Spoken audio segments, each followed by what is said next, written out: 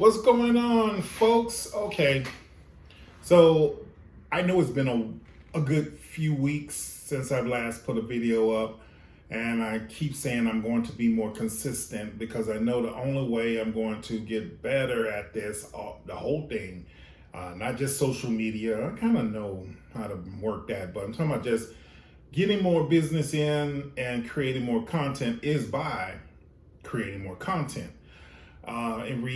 and basically interacting with people.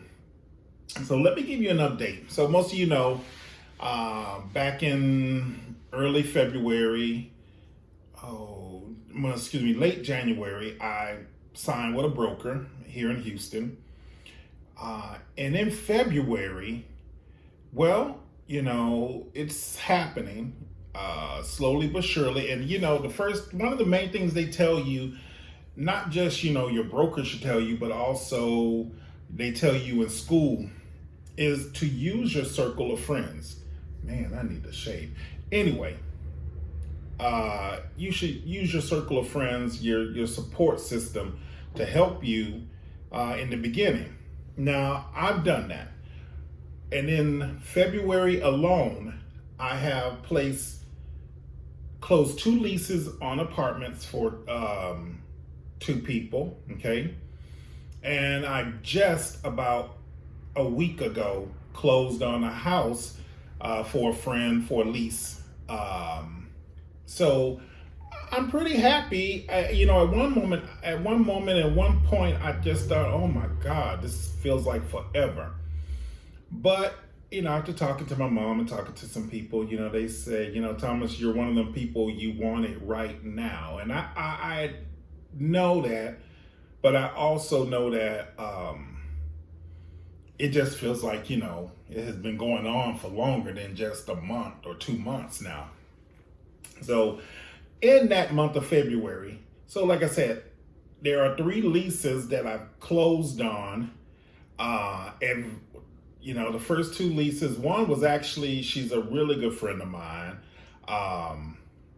And then the second lease was also for an apartment, and she is a customer of my daytime job, or was a customer of my daytime job. And then the third lease for the house that was closed on, that the lease was finally closed on and everything, and finished.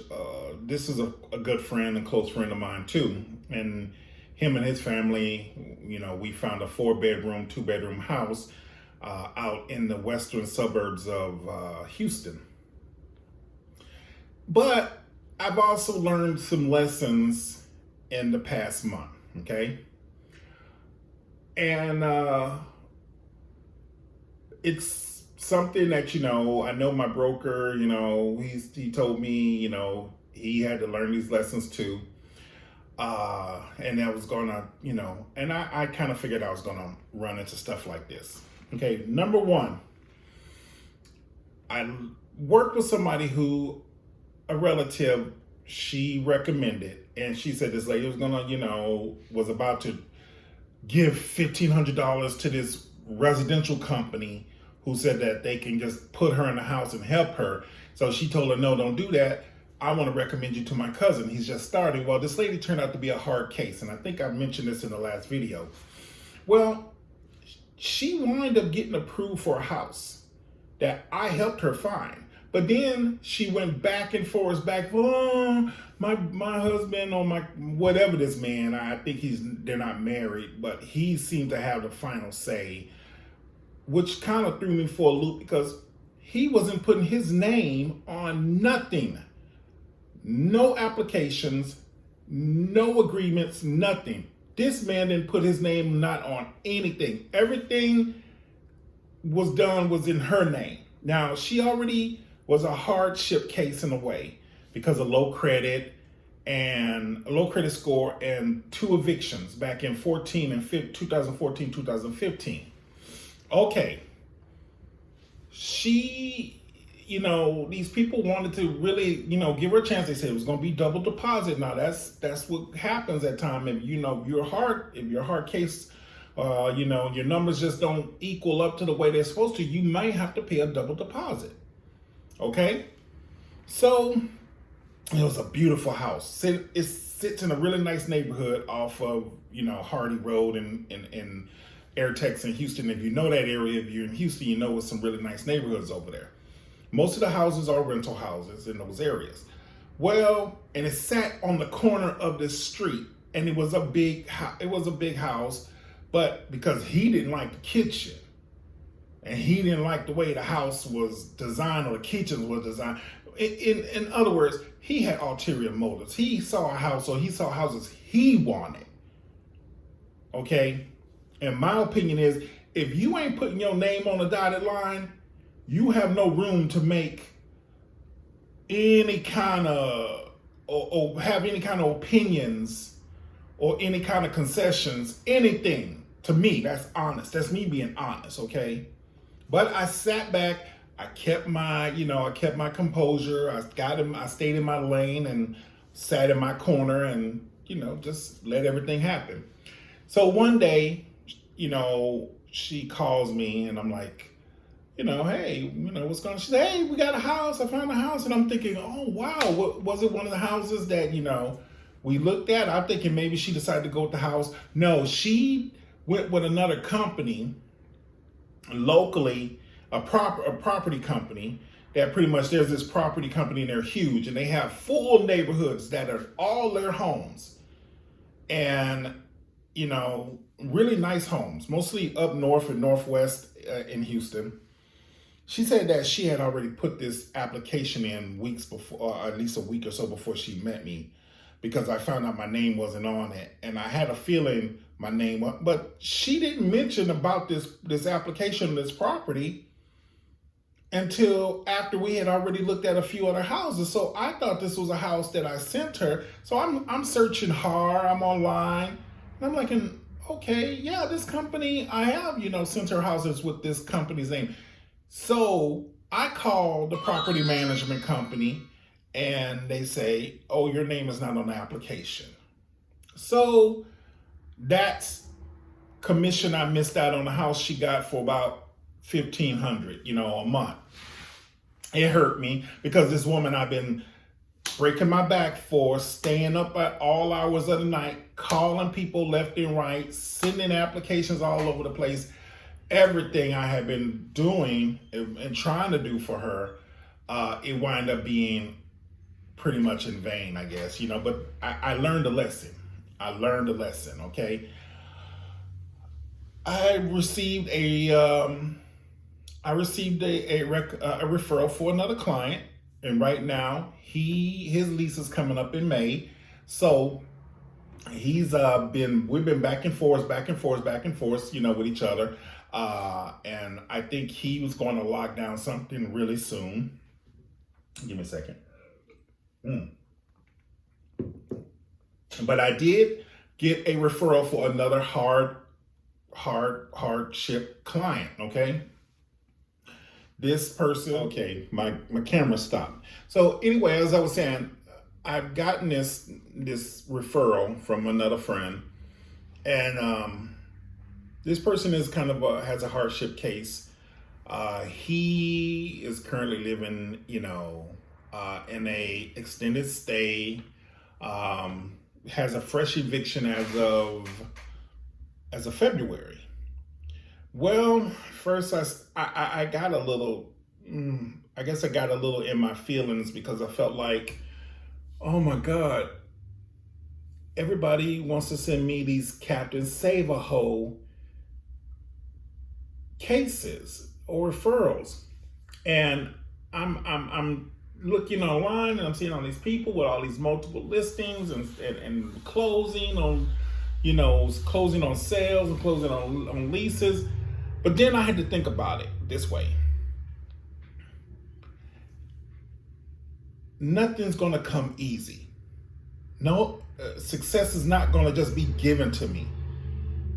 I got to work for it. And if I can get through and help these people who really need my help, who are hardship cases, and if I can help them, then everything else will come to me easy, and I would know how to handle something like this as it comes along. And I've already started to learn that.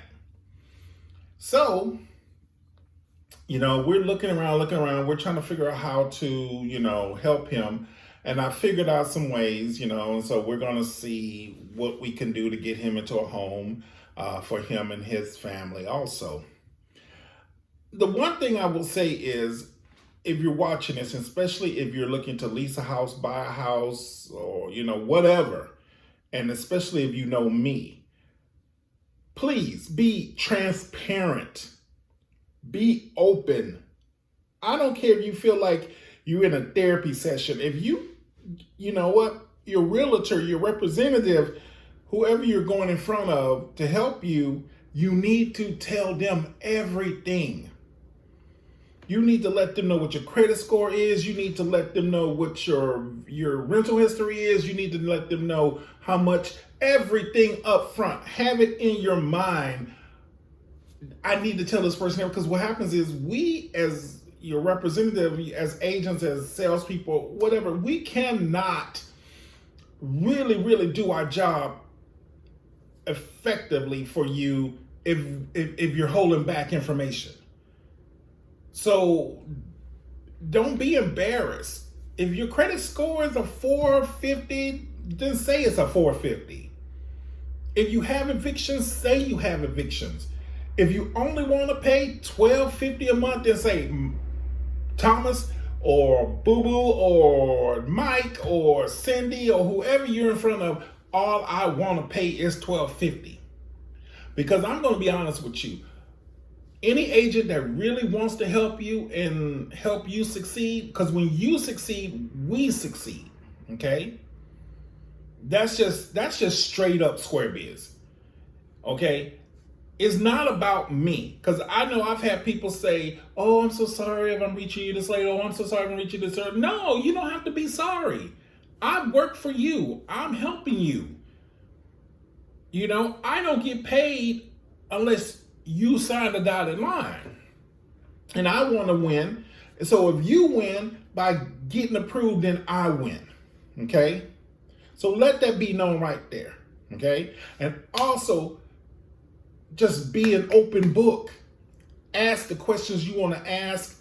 Say what you want to say, whatever. Also, not only be transparent, okay, and be an open book.